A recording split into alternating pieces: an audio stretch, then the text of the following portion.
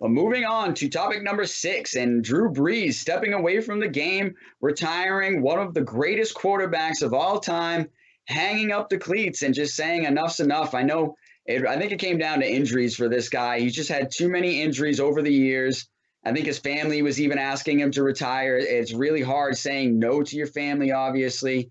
And he's got a ton of money. He's got plenty of money to sit back and relax and retire. And I wouldn't be shocked if you've seen him go into TV eventually as well, because I think he is the type that could be an analyst or even maybe a play-by-play guy covering some of the games. But yeah, one of the greatest quarterbacks ever retiring from the game. Yeah, I don't think I'd put Drew Brees at the, I'd still obviously Brady, Montana. I'd still put Elway, Marino, Manning, and then maybe even Aaron Rodgers ahead of him. I think he's in that next level, right? Where, the only thing I think, and I don't mean to just keep going negative on Drew Brees right now because he's a Hall of Famer easily.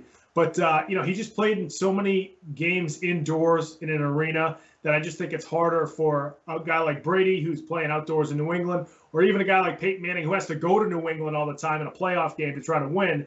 So I think it's a little different when you're constantly in a dome, and then you play, a guaranteed 9 games a year in a dome because you're in a dome. Then you also have Atlanta, who you play every year in a dome too. So you got 9 guaranteed games in a dome. So that helps your stats, obviously. But you still have to be really good to put those stats up.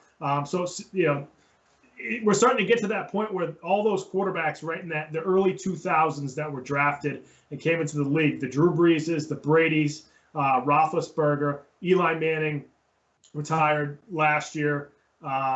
You're seeing some of the Phillip Rivers just retired. So that wave of quarterbacks is starting to exit the NFL. And I think, there's such a demand for quarterbacks now in the NFL that it's going to be really interesting to see, who's the next wave. Obviously, right now, the guys in their prime are Pat Mahomes, Russell Wilson, Josh Allen, I think is going to start to inch towards his prime. So it's going to be interesting to see who are the next guys. It looks like Herbert might be one of the next guys. Baker Mayfield still hasn't kind of gotten there. So we'll see, these guys coming up, what's Tua going to look like? What's Joe Burrow going to look like? Hopefully he recovers well from his injury. So I think that's an interesting part. Seeing a guy like Drew Brees retire, who's that next wave of quarterbacks coming into the NFL?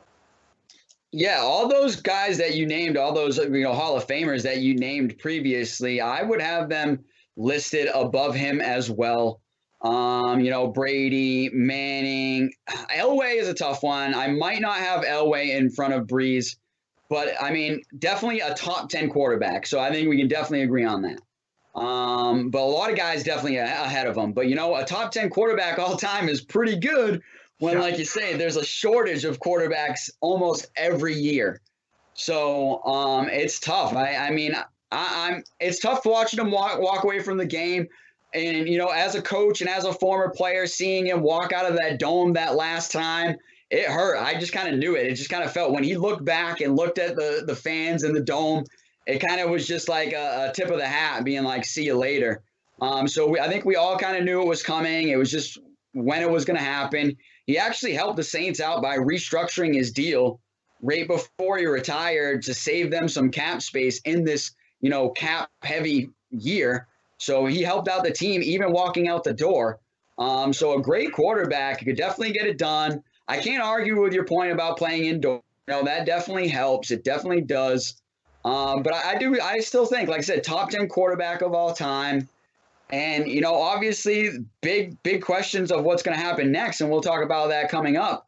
But I just think it's one of those things where, it's the passing of the torch now of the generation of quarterbacks. And, Brady's just hanging around saying, hey, I'm going to play until I'm like 80 and I'll just make myself a new generation, because he's really the only one that is trying to outlast it. I thought Brees was going to be there with him. Honestly, I thought Brees was going to try to last. Remember, Tom Brady is 2 years older than Drew Brees, and he's still getting it done. So it definitely is a passing of the torch.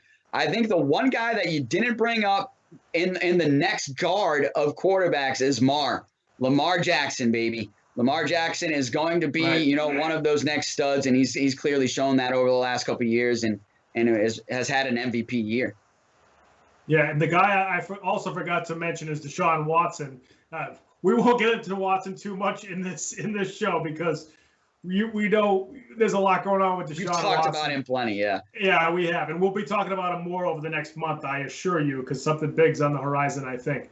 Yep. But you're absolutely right. And Drew Brees, towards this last season especially, but even the season before, he just didn't look right. And it's been injuries. His shoulder didn't look right. He had the shoulder problem when he was in San Diego, and then Miami was going to sign him coming out of San Diego. And then, I think the shoulder issue is why they didn't sign him. That's why he went to New Orleans. And of course, after Hurricane Katrina, he was part of that resurgence in New Orleans with the New Orleans Saints and Who Dat, and the whole atmosphere was awesome. Him and Reggie Bush and some of the other guys in New Orleans. So he's certainly going to be missed. He's a lot of fun to watch with the New Orleans Saints.